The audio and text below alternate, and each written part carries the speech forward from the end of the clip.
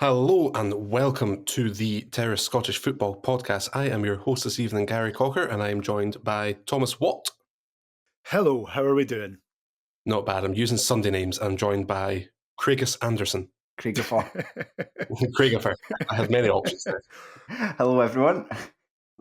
And we are here to take you through what is definitely not my favourite weekend of the year. It's Scottish Cup 4th round, and we are going to talk about winners and losers. There were 16 ties over the weekend, some of them good, some of them not so good. And there's definitely a bunch of people that will be smiling and a bunch of people that will not be smiling. Now, I think that we should probably start with a winner, but let's face it, that's not really fun. So who wants to bring a loser to the table to get us kicked off?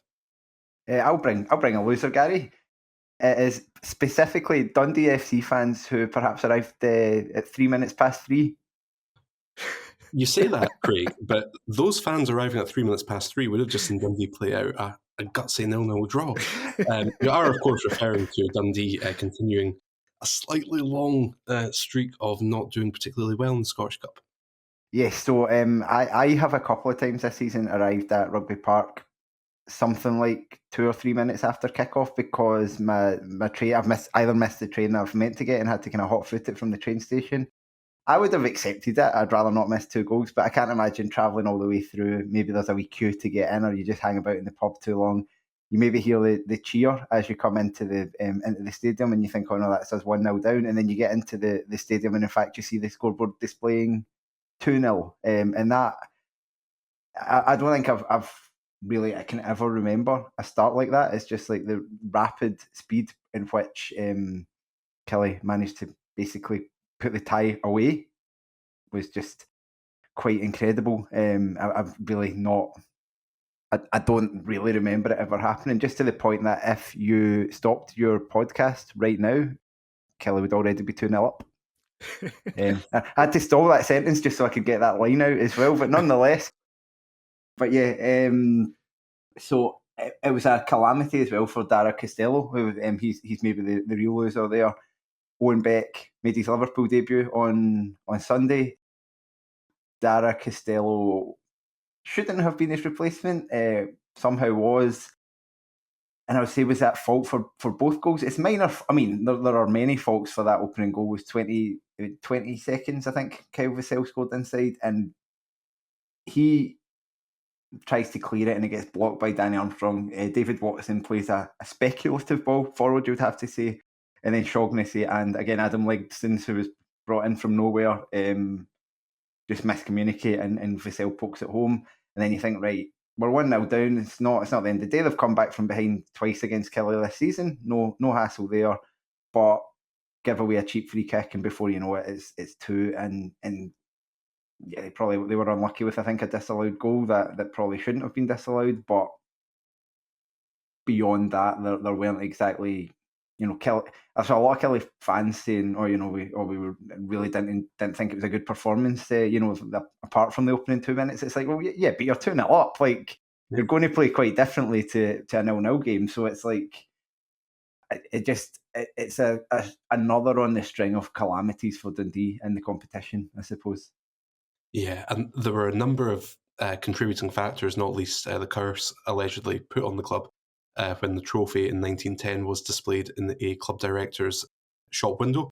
The shop was an undertaker's, and allegedly a passing Romany woman put a curse on the club. How much of that is the stuff of legend is to be confirmed or denied, but given the following 114, 115 years, let's face it probably happened. To run you through very quickly before we get back to the football, some of the things that have happened since Dundee last won the Scottish Cup. The invention of the tank, the crossword, the Panama Canal, stainless steel, cheeseburgers, television, the 40-hour working week, Pluto, both its discovery as a planet and then it losing that status, fortune cookies, daylight saving time, insulin, penicillin, the RAF, fridges, Einstein's theory of relativity, Hellman's mayonnaise, bubblegum, the Titanic, women's suffrage in the UK, and the American states of New Mexico, Arizona, Alaska, and Hawaii. I don't know why I bother with this tournament anymore. It was an entirely novel way to go out of the Scottish Cup. Obviously, you've already touched on it, Craig, losing Owen Beck meant someone else had to go in at left back. Whoever it was not going to do well. We did sign Owen Dodgson on loan from Burnley the day before the tie, but apparently he had only had 1 day of training and wasn't 100% anyway. So in goes Dara Costello, sells the jerseys a little bit. Obviously, Adam Legson's comes in. He went off after about half an hour or so. I think the story seemed to be that he had blurred vision, but he's a goalkeeper very much in the tail end twilight of his career, and I don't think that we'll necessarily be seeing him in goal for Dundee anytime soon. And I think of the whole back line, only 2 of them essentially were regulars in the first half of the season. There's been a lot of injuries. It's a very strange team selection from Dundee, I thought. Yeah, I think it was probably Tony Docherty in a way overthinking the fact he's coming up against the side that he used to be assistant manager of. And he got a little bit of luck with in the last game at Rugby Park in terms of putting out that more physical side, basically having Mo Silla in the middle of the park and picking him over Malachi Boateng, and a couple of other decisions that he made too. But it just, to me, it reeked a little bit of obviously both an injury crisis happening, but also maybe not wanting to chuck in new signings right away, maybe trying to be a little bit too clever and too smart with squad rotation, and it didn't work out. I don't think Scott Tiffany has really, I think similar to Kyle Turner at County, he's been tipped by Partick Thistle fans to, he can easily do a job in the Premiership, he can make the jump up. It doesn't seem to have been the case so far. And I think it will be very interesting to see the lineup that goes out against Hearts at Tynecastle in midweek. But I think generally speaking, it was just a new and novel way for Dundee to continue a very long and painful run. And let me just tell you, see the day that we win the Scottish Cup, even if I'm in the grave, even if I'm in the ground, I will rise up like a zombie through the ground to celebrate, because the build-up has been nothing short of tantric. It has just been awful, awful, really. And this was the season that I thought we've put together a competent squad, we've got a competent manager. Okay, it's probably the third worst draw we could have got after Rangers and Celtic, but I still had some hope that we could do something. But The other thing to note from this game would be the surprise appearance of a certain Mark Birighitti on the Kilmarnock bench. I was certainly not expecting that when I opened my team lineup at 2:00. Obviously, Will Dennis, the first choice keeper, had a wee knock, and our third choice, I think our 2 young keepers, one of them was on loan at Auchinleck Talbot and played for them in the Scottish Cup earlier in the season, so he was cup tied, and the other one's out on loan somewhere in the west of Scotland as well. So we needed a goalkeeper, presumably someone whose team is already out of the Scottish Cup and who wasn't cup tied and whose team didn't have any worries about maybe needing them. So you're probably limited in who you can go for. But I have to say, I would still have put Mark Birighitti several rungs down on that list. But nonetheless, he was not needed to be called into action.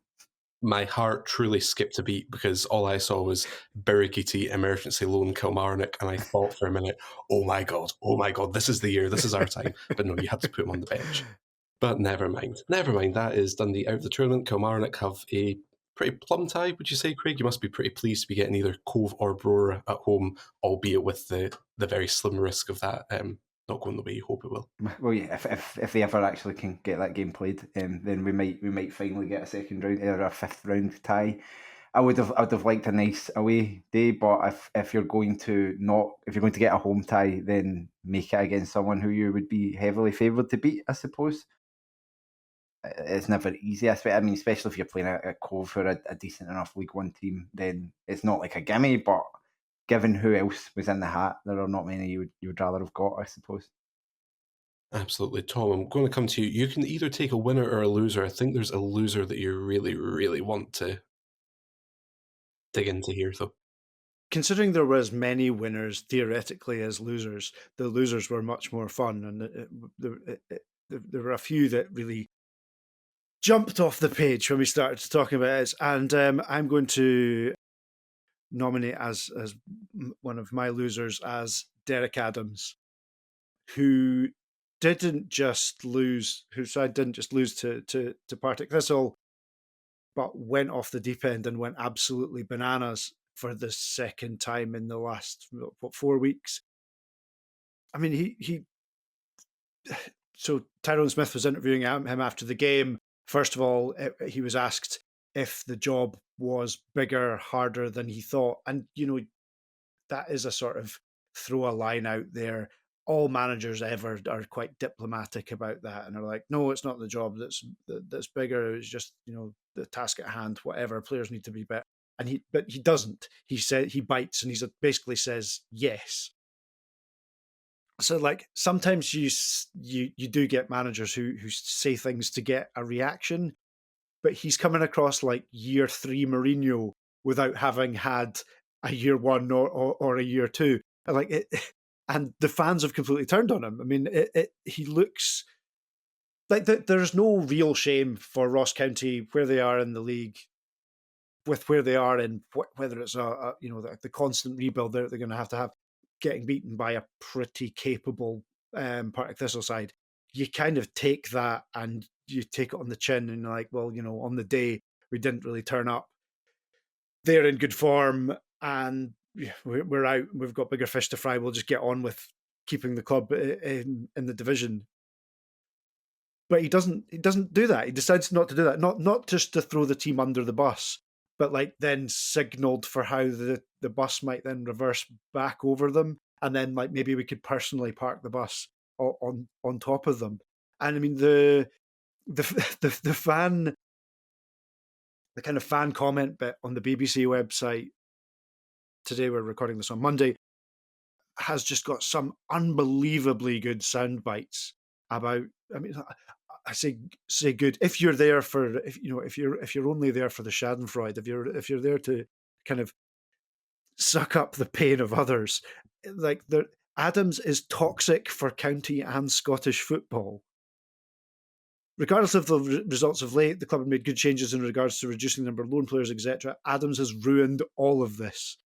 He sounds like he is desperate to get sacked and move back to England, and in my opinion, it should happen straight away.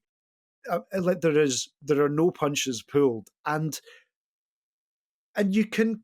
Like normally when there had been some signs of kind of stabilizing the club, and it wasn't like they were in free fall. They looked one of the three, as they did at the beginning of the season. When we did most of our previews, they looked like one of the three sides most likely to be in trouble because the squad just wasn't that particularly good. But he did look like he'd at least kind of stabilised them to start. Now he just looks like he's pulled the pin and walked away. And when you've got like Livingston, at least have Martindale and that a sort of steady hand who's shown they were always going to be up against it. St Johnstone have a manager who knows a bit about setting things up and defending and a bit of nous to them, a bit of cohesion. Derek Adams just seems to have lit a fire under Ross County and walked away. And they were atrocious. They were really bad against Partick Thistle. Partick Thistle thoroughly deserved winners. Didn't look like it. It didn't even look like they were in the same division, let alone there being divisions between them. But you take that as a manager. There are shocks. There were other shocks in the rounds. There'll be other shocks yet. You take it. You suck it up. You get on with it.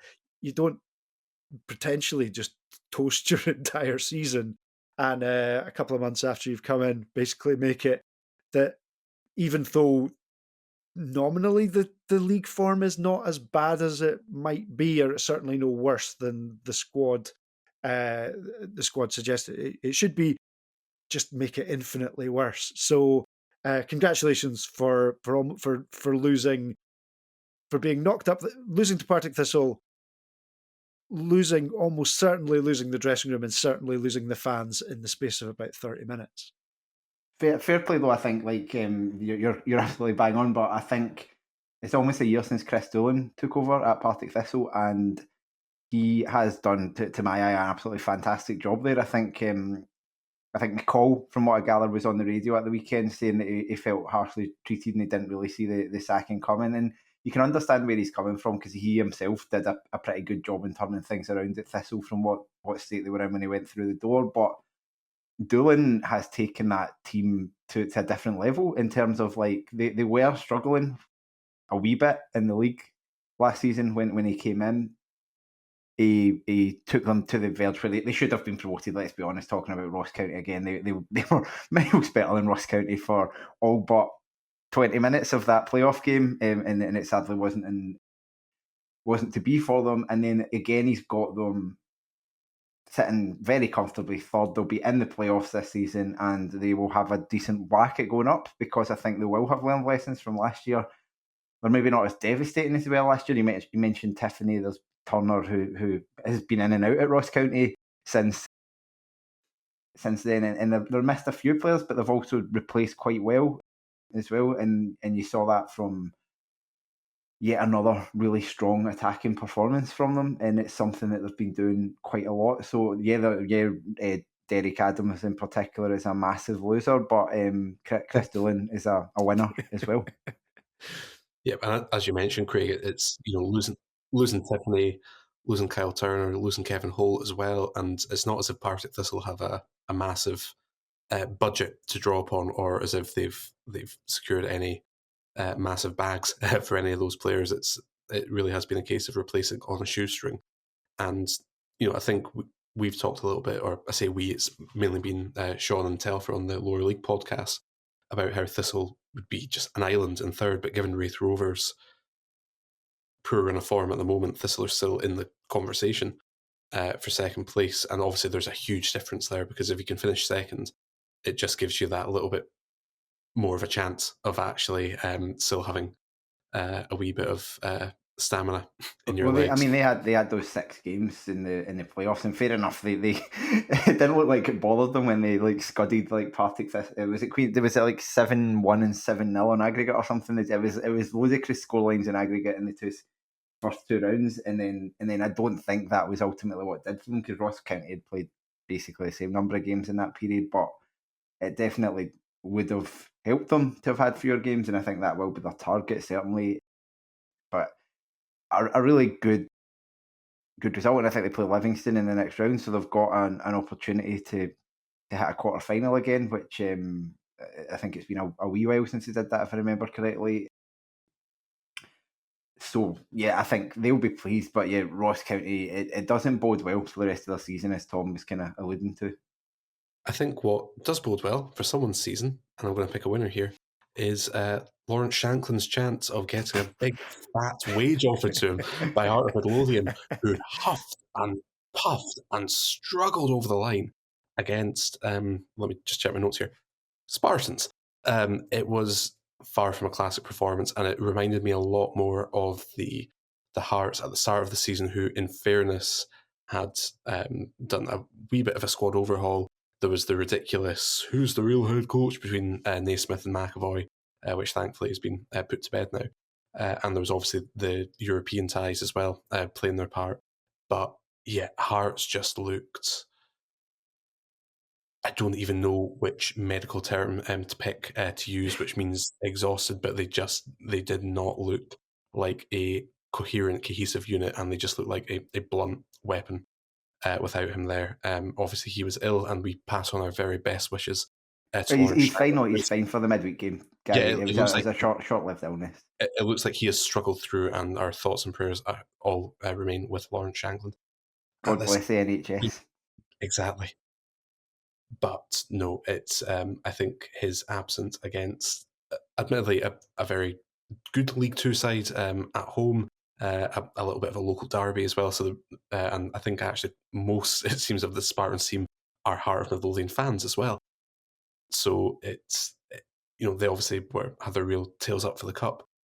But regardless of that, I think it was probably a terrifying glimpse into potential Shanklandless future for Hearts. Not that there seems to actually be any bids on the table, but it will not have done his agent's negotiations any harm whatsoever. No, I think in particular, Tagawa was the one who you were thinking, right, he's come with a bit of pedigree. I think he's a Japan international, which they're a good team. It's like you're not, even if I don't know the circumstances, if it was one of these kind of fake friendlies where it's like only domestic league players and stuff, but even if it was that, like, it's still a pretty tough standard to be capped by. He came highly rated. It's not happened for him the first few months, but you think maybe there's a wee bit of adjustment. This is a real opportunity for him to get a goal, to get himself his feet under the table, etc. Hopeless in not the only one in a Hearts jersey, I would say, in that particular performance. But at the end of the day, nobody remembers. They won, and nobody remembers the season that they won the cup the last time, 2012. They beat Auchinleck Talbot 1-0 at Tynecastle, very narrowly, and that was quite a late goal, and they survived a bit of late drama with an offside decision. I don't think they were bothered when it was they were beating Hibs 5-1 in the final. I don't think their fans were thinking, this doesn't really count because we struggled past the team in the first game. So it's not a big deal, but certainly the picture of like what they look like without Shankland wasn't the most promising. Having said that, it took an absolutely astonishing goal to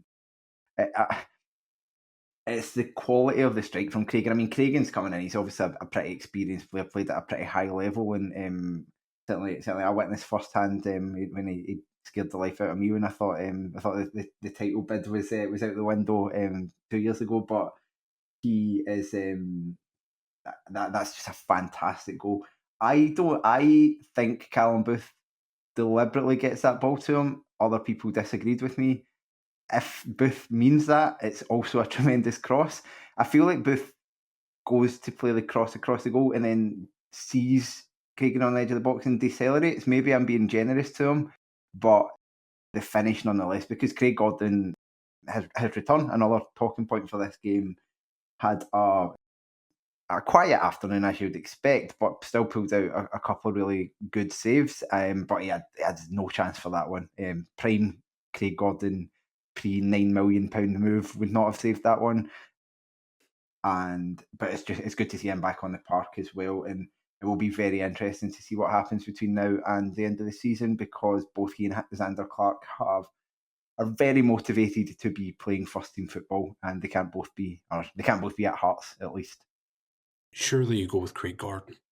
I think so, but it depends if they think he's still got it, if you know what I mean, and also the risk is if they see Xander Clark as the long-term Hearts goalkeeper, do they want to piss him off for the sake of a few more months of Craig Gordon? Personally, yes, I think so, but I don't think they should see Xander Clark as a long-term Hearts goalkeeper, but if they do, that might be the issue they have. So it will be interesting to see how that plays out. Obviously, Naismith as well in that tricky position of having been Gordon's international teammate for 10 years. He must know him pretty well. He's younger than Craig Gordon apart from anything else. But he's 41, Craig Gordon still diving about. But that will be an interesting thing going forward. Really good header from Frankie Kent to seal the win, but Spartans will be really pissed off, I think, to concede in that manner as well. Yeah, especially final minute you're looking at, and I didn't even bother looking this up because I knew what was going to happen on Saturday. But are there, or would there have been any Scottish Cup replays?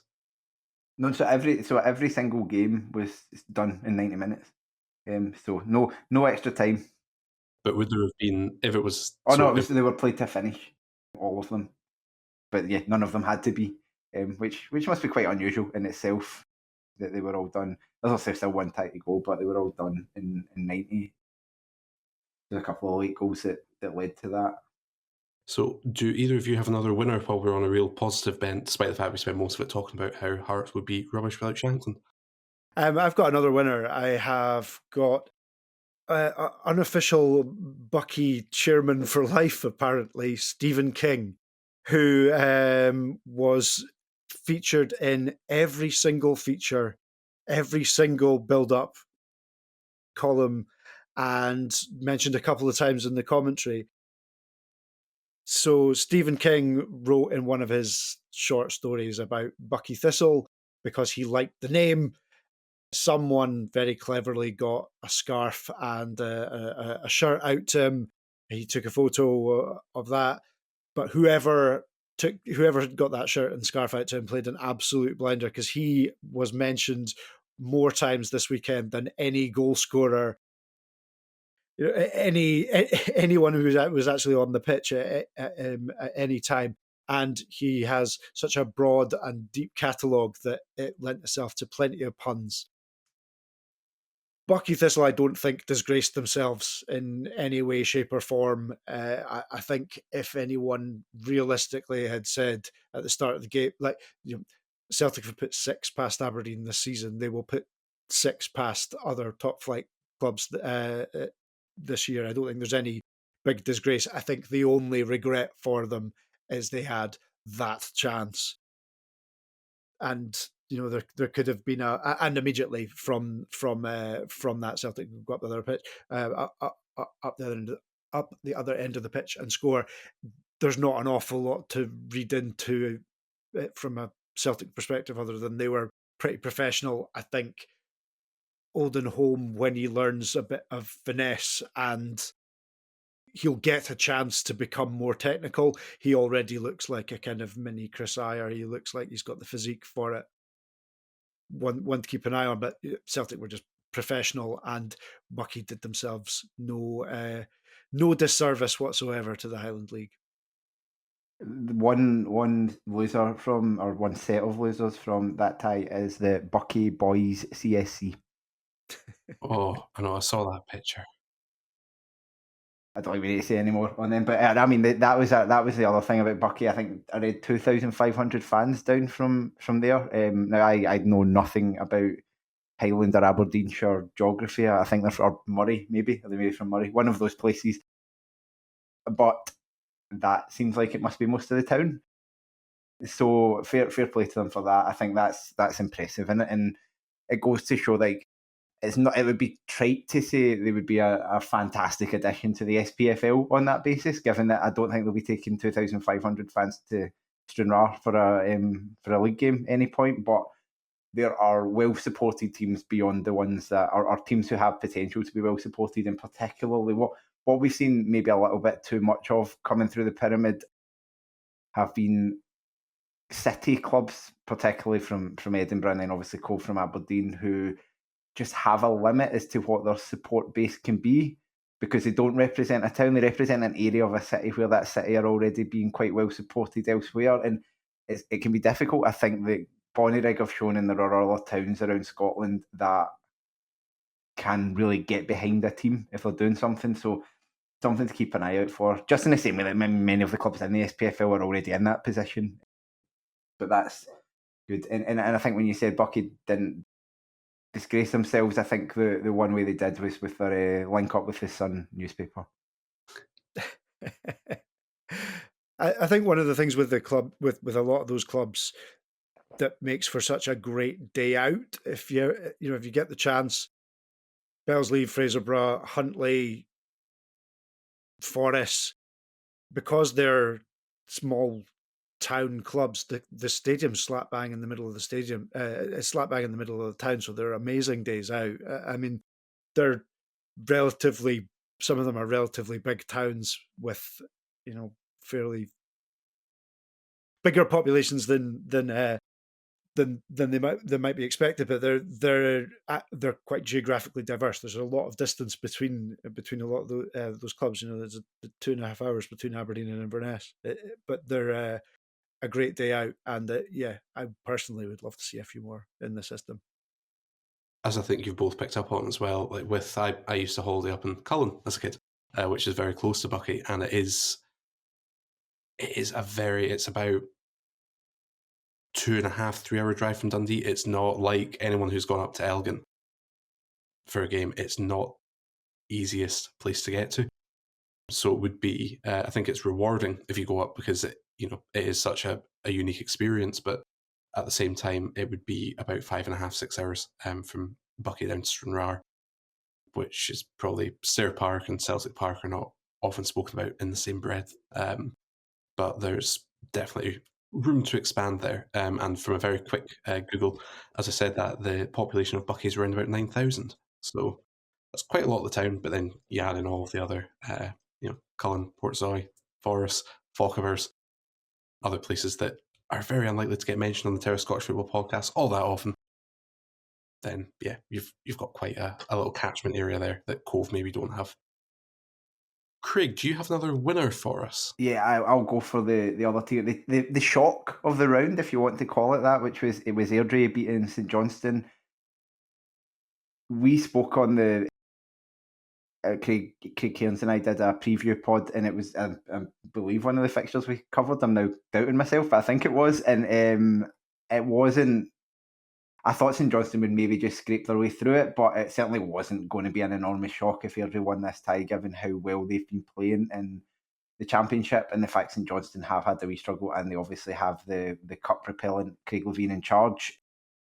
So, but what was yet again we saw from Airdrie was they were dominant. I mean, dominant's maybe a bit far, but they thoroughly deserved to beat a Premiership opponent, having done so in each of the last 3 seasons in the League Cup already. So they are starting to develop a bit of a reputation for getting the better of the big boys, so to speak. And I think Rhys McCabe, there were obviously a few eyebrows raised when they appointed him as manager, and he was like 29 or 30 or something like that. But he has really shown his capability. And I mean, whether he's a good manager or not, it's always the jury's always out. I think when you have a player manager, because it's like, well, Rhys McCabe, the player, is also a very important part of that Airdrie team in terms of his experience and what will he be like when he's not playing. But nonetheless, he's shown a real ability to pull together what I would say is a bit of a ragtag bunch of a squad. It's like a combination of experienced, good sort of lower league players, your Craig Watsons and guys like himself and Callum Fordyce who was with them and stuff like that, along with a lot of younger guys. And a lot of those young guys, he has been pretty brave in putting them in the team. It was one of the more experienced guys who obviously got the goal, and Nikolai Todorov has been around a little bit, but he is having a really good season for Airdrie. He's one of these quite weird players, I think, Todorov, that people can never decide if he's good or not, but he always seems to do something everywhere he is. I don't think you ever don't notice that Nikolai Todorov is playing, you can put it that way, but they have yet again got a pretty big scalping and I think set up a really tasty tie in the next round because they obviously host Hearts now, and that in itself will be quite I presume will be on television, and there is certainly potential for an upset there again in the next round because there's just it's got a feeling about it. Airdrie v Hearts somehow. Just while we're speaking about Airdrie St Johnstone, is an example of why football fans are idiots by and large. A St Johnstone fan allegedly called Jason wrote into the BBC following their cup exit to say, St Johnstone really needs a new goalkeeper because the one we have isn't that great. I think they should sign David Marshall. He would be an amazing player for the team. I don't know which part of that paragraph is worse. I don't know which is the worst sentence. It's so layered because like not only is David Marshall not better than their current goalkeeper, but he is simultaneously not attainable for St Johnstone at the same time because he's the first choice goalkeeper at a bigger club. So it's like a double whammy of idiocy. But I mean, I'm giving them the benefit of the doubt that it's just a youngster who is learning about football and probably what plays some FIFA and sees that David Marshall has 3 higher rating points than Dimitar Mitov and goes, let's get David Marshall in the door. I do not think Dimitar Mitov was the reason that St Johnstone lost that game. I just assumed it was one of your many burner phones that you use to put out these errant opinions, Craig. But yeah, the one we have isn't that great. Dimitar Mitov is probably best St Johnstone player. So I'd really love to see Jason's clear out of the decks and who he'd bring in. Jason's all-stars. But should we move on to another winner? I have one, but Thom, is there anybody that you want to pick out before I jump in with another mini cup upset? Go for Bonnyrigg, who wanted Yes. a big match as a result of seeing off high flying Falkirk and ending the 26 match unbeaten run, and they've got a trip to Pittodrie. And normally when these sorts of things come around, you just look, for starters, let's just have a home tie, and then let's get one of the lower ranked sides in the league, and we'll just in the league pyramid, and we'll take what we can and hopefully move on to the next round. If last season has taught me anything, is that I will never ever have any kind of surefire thing ever again. And can I just say, Thom, as well, that Bonnyrigg at home is a tie that it still haunts me to this day. thanks to Jonathan Afalabi, it did not join the pantheon of massive Dundee balls ups in the cup, but we were that close. I think it was about the 97th minute.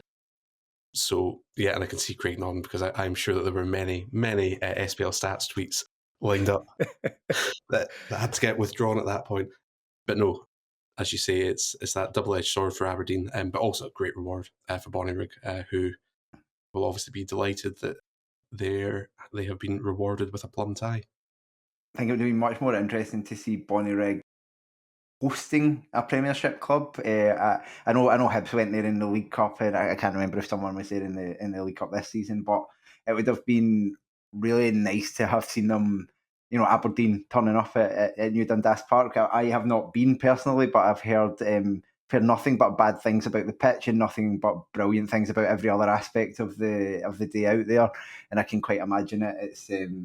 It's probably a town very similar to the one I grew up in, but on the East Coast. And I think I would say it was certainly the tie I wanted was Bonnyrigg away, and I think it would have been a fantastic spectacle to have got a Premiership club down there. They may still get the chance to do so in the quarter final, but they are. I think it was a big result for Bonnyrigg. Certainly one of the bigger ones they've had. Because the interesting thing is they obviously played Hibs quite a few years ago when they were still in the East Scotland League, I think, or even potentially still in the juniors. But that game got moved to Tynecastle because I think at the time New Dundas wasn't considered up to it for that game, and they ended up getting beat like 7-0 or something. But having a big boy down there would have been a real spectacle. But nonetheless, I think they'll be delighted. Getting to Pittodrie will be still a nice day out for them. And it's they're the only League Two team left in. If Brora don't beat Cove, they'll be the lowest ranked team left in the competition. So there's quite a lot to be said for them in terms of getting this far. And we as in Dundee did play Bonnyrigg in the League Cup group stages, and it was not entirely pleasant for Dundee, but it was where Owen Beck made his debut, and from Bonnyrigg to Bournemouth. Oh, that's right. A yellow card against Bonnyrigg was one of the reasons he couldn't make his Liverpool debut earlier, which didn't mean I was terrified of that Greg Stewart wasn't going to be able to play on Saturday because he got sent off in his last game in India. And I was trying to, he got a 3-match ban, and I was trying to work out how many games have Mumbai City played since Greg Stewart got his red card. But I mean, he was on the park for about 3 seconds, but nonetheless. But nevertheless, Craig, I will be writing to the SFA to ask for full investigation into this, because even if it means we've got a wee asterisk next to that Scottish Cup win, that's all I'm after. If it's okay with both of you gents, I'm going to round out with a slightly unorthodox winner, David Martindale, and it's more for the sort of slightly strangely okay weekend Livingston had. Livingston have had an absolute bomb scare of a campaign so far. I can't even remember what they did in the League Cup, but I'm pretty sure it wasn't good. He has been trying to sell Joel Newbley for months now, up until recently, without much success. They are rooted to the bottom of the Premiership. Am I saying all of this in the hope that it means that Dundee beat them at the weekend? Partially, yes. But also at the same time, this was probably the tie of the round that everyone looked at and thought, that's the banana skin. Obviously, St Johnstone were the ones that slipped on it in the end, but Livingston at home to a Wraith Rovers side who, okay, they've now only won one of their last 6 games, but it looks to all intents and purposes the high-flying championship side coming up against a side that, by all accounts, relegation is the least of their concerns overall. But out of the fire has come the Phoenix of Livingston, who managed to make their way into the next round. They also seem to be selling Joel Newbley to Exeter. I don't know what sort of fee they're going to get for Joel Newbley. I don't think it'll be the £1 million they were after, to be honest. But no, I think there might be a few decimal points moved one way or the other. One way or the other, I know. I don't think it's going to be one way. It's going to be specifically one way, not the other. The £10 million man, Joel Newbley.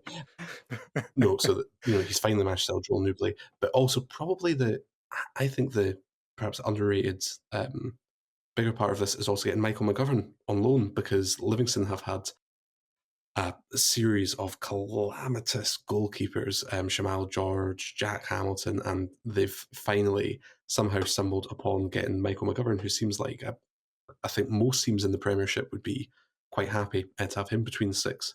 So that might be something, combined with County's absolute collapse and other teams having a bit of a struggle. It could give a little bit of hope yet to the boys from West Lothian.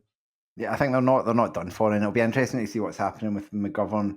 It probably, we were talking about the Hearts goalkeeping situation earlier, it probably rules out any chance that one of those two goalkeepers goes out on loan, which I did wonder if either of them would be pushing for it if they were told they were going to be first choice. Obviously McGovern, the third international goalkeeper that Hearts have on their books, has been the one that has gone somewhere. I don't know whether he'll be first or second choice, but it means they don't have to field Jack Hamilton in the Premiership, which, as much as he's been a very good Championship goalkeeper, most of the times he's gone down there, he's not he's not coped well with being in the top flight. So yeah, it did seem like a good one for them, and they're not that far adrift. They still would be my favourites to go down, but it's not like they've got no chance of staying up whatsoever. They've got it well within their hands, and I think they've got at least a game in hand over the teams above them and stuff. It's not like desperate for them. It's just they have not been playing like a team who you expect to stay in the Premiership, but that could all change. Sadly, it could, Craig. Sadly, it could. But nevertheless, we've come to the end of our winners and losers. Obviously, for those of you who subscribe to the Patreon already, thank you as always for your support. If you don't yet subscribe, you certainly should. This week there will be a whole host, a whole gamut, a whole glut of bonus content going up as the return of the proper football, which I am contractually obliged to say this season at least means that we can finally turn our attentions back to what's happening on the pitch. Should, of course, Dundee get any games on anytime soon. Thanks very much, Thom. Thank you very much. Thanks very much, Craig. Thank you very much. And we will see you very soon. Goodbye.